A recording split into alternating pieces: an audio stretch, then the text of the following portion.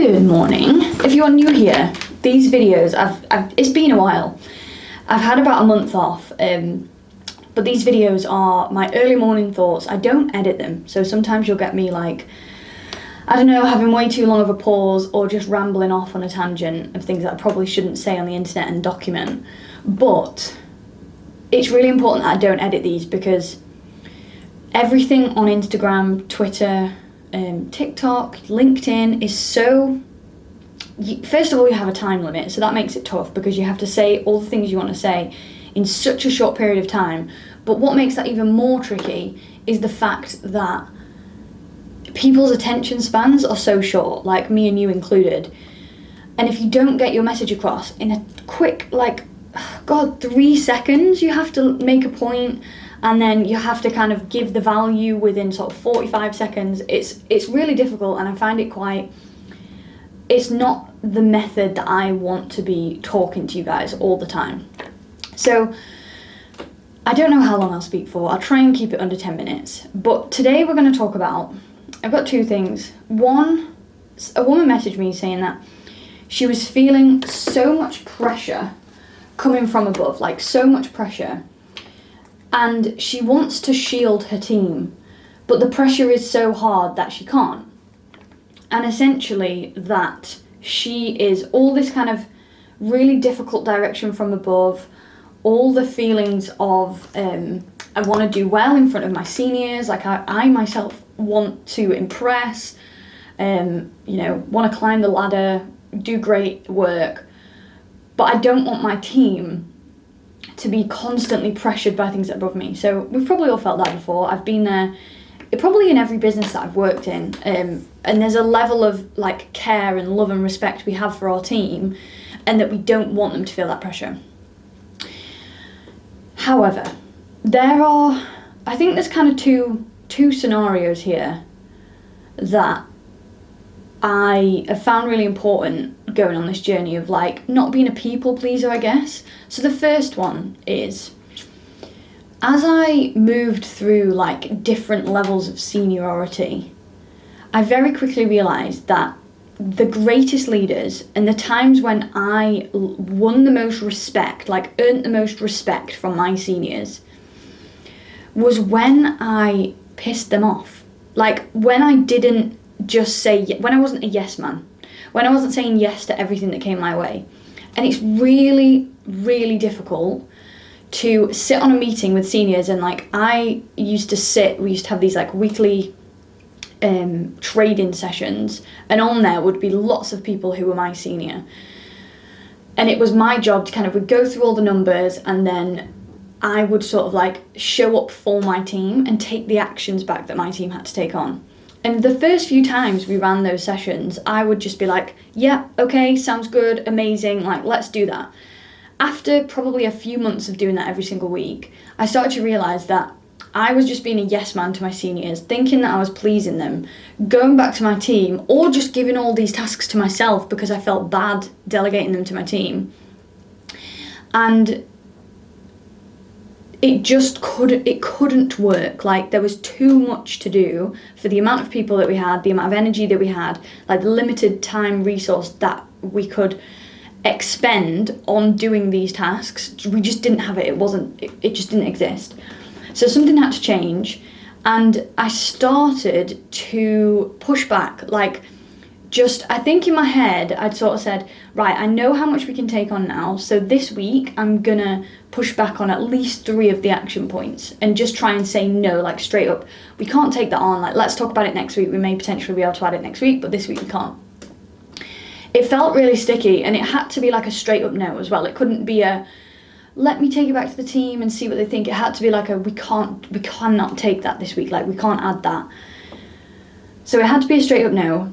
And the first few times it was challenging for me emotionally because I was just pushing back and setting boundaries. It was challenging for the people who were on that session with me because they hadn't been used to me setting boundaries, and so it was really difficult for them at first to understand oh, Heather's saying no, where's this come from? Also, obviously those people, we can't expect them to understand everything that's going on in our team. So when they bring work to us, they everyone has this kind of, and this happens a lot in corporate, but it happens everywhere in the business cycle, because we don't understand what other people are doing day to day. So for example, let's say like our developers or product developers, engineers, and the marketing team, like two opposite sides of the same opposite sides of a coin. The work is very, very different. Both of those teams don't understand what the other team's doing. So you can never expect a marketeer to fully understand like how long it takes to code something, how much thought has to go into the prep, like if something goes wrong, we have to start back from the beginning, and like we can never understand someone in the marketing team to know that. But likewise, we can't expect someone in the dev team to fully understand and appreciate how long it takes to like build nurture sequences and like social media posts, etc. And so what we end up having, and that also happens at different levels of seniority. So like you can't expect, I don't know, the VP of marketing in an organization to fully understand like what I was doing as an ops director running my team day to day. And so when that person was giving me things to do and I was pushing back, they maybe just didn't know, like they were like, you're gonna have to help me understand because I don't know, what you guys are doing. So it would just ended up being quite a sticky situation at first, but you hold your ground and you realise that when you push back, it only jars them in that moment because you're setting a boundary. Like it only causes like this jarring weirdness for like 20 seconds, and then we move on anyway. Like everyone else we've got other points on the agenda, like we've got to get moving. So we move on anyway, and I ended up going back to my team with, I don't know, let's say like 3 tasks instead of 10 for the week. And what I started to see when I was making those changes and pushing back, even though it felt difficult on me as a leader, what I started to see over the course of the months and years even, was that because you respected your own time more, you valued yours and your team's time more, you were willing to face that like awkwardness and potential jarring because you were saying, no, I respect them and I respect my own time. Other people did the same. So other people, my seniors, would then, as a knock-on effect, respect me and my time more, my team and our team's time more. And like, it is a two-way street. Like, you can't just do it, you can't just push back on everything thinking, and I've seen this play out in teams before as well, where it's like, we're not doing anything, we're too busy to take anything on. Because then you've got a problem within your team. And we'll go into that in a second. If you've got that, we'll go into that in a second. If you've got absolutely no time to take anything else on, it has to be a two-way street. So like, if there are things that come up that you know are important, so let's say there's 3 tasks that was 10 tasks, and I know they are really important to me to get done, so I'm actually going to reallocate resource to make sure that they get done. We have to do that as well. Like, we can't just become constantly pushing back on things. It is a two-way street.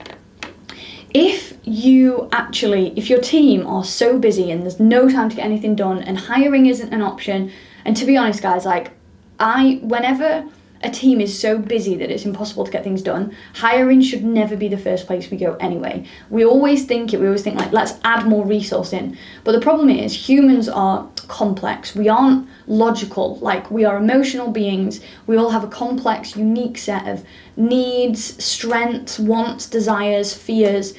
When you add another human being into any team, it doesn't make things easier. It makes things more complex. And so before hiring, and not like we need to hire at some point, but before hiring, I always make sure that if a team is crazy busy, like to the point they can't take anything else on, we have to do a resource audit, like a roles and responsibilities audit. And in that roles and responsibilities audit, you need to get everyone to fill out like just a simple Word doc. What are you doing in a week? Like, tell me every single task. How long roughly are you spending on it? Like, are we spending 4 hours a day on emails? Are we spending 7 hours a day in meetings? You need to know and understand this stuff, because it might be that your team, and we don't want to be doing that all the time because that's micromanaging, but it is a handy exercise to do with your team.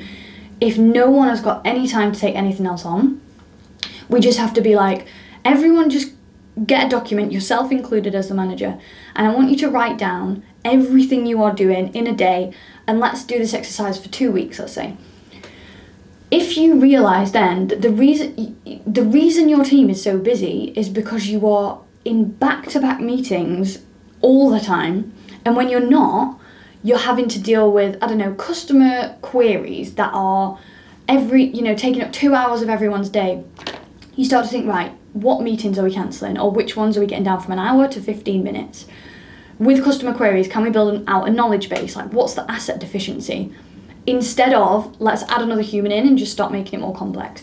Because what you basically end up with, I'm going to do a really bad diagram.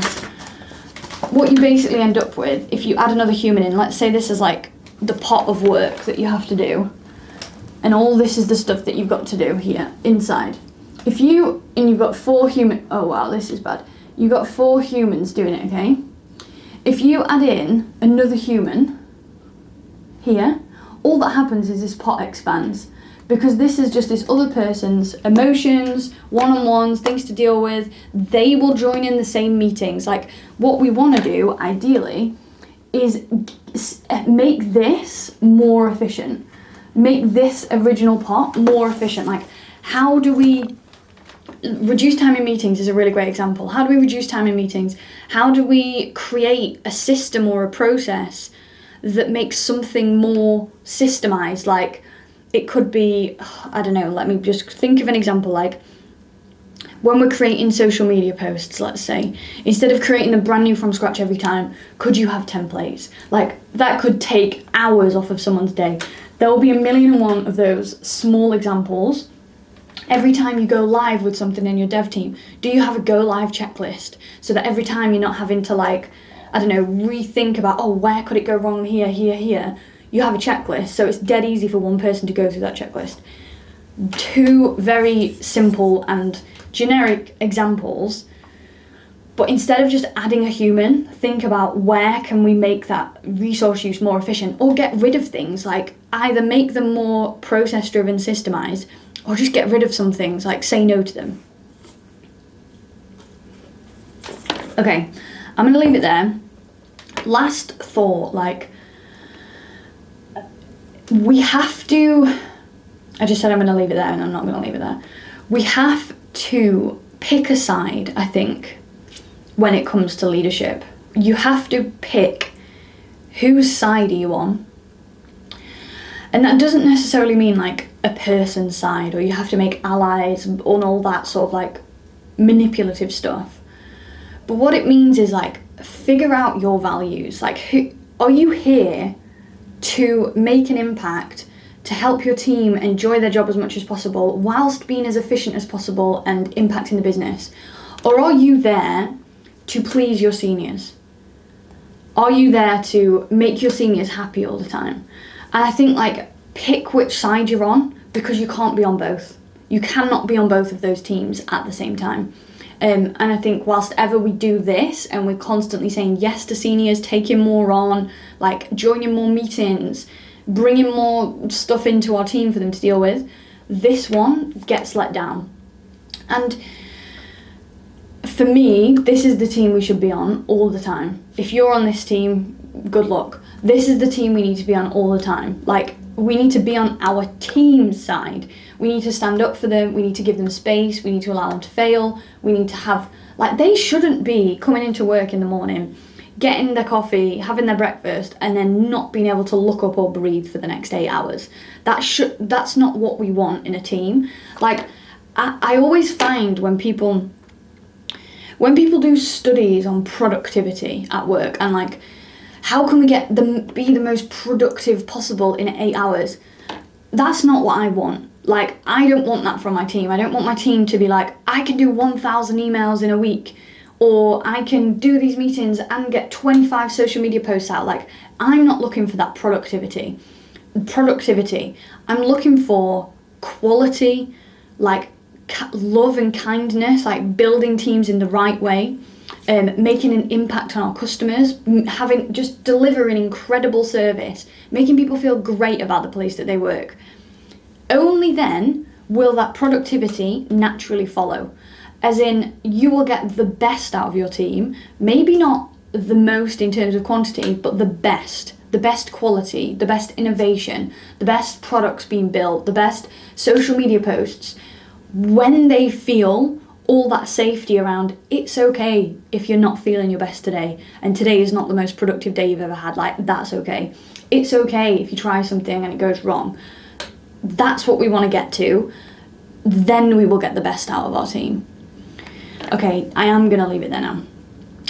Drop a comment below. Like, I'm always looking for inspiration on what to talk about on these videos. So the next video, I'll do this again tomorrow. If you want me to talk about anything, if you've got a question, comment, let me know. And also let me know what side you're on. I want to know what side you're on. Are you committing to this good side? The good side of leadership, the fresh side of leadership. Bye.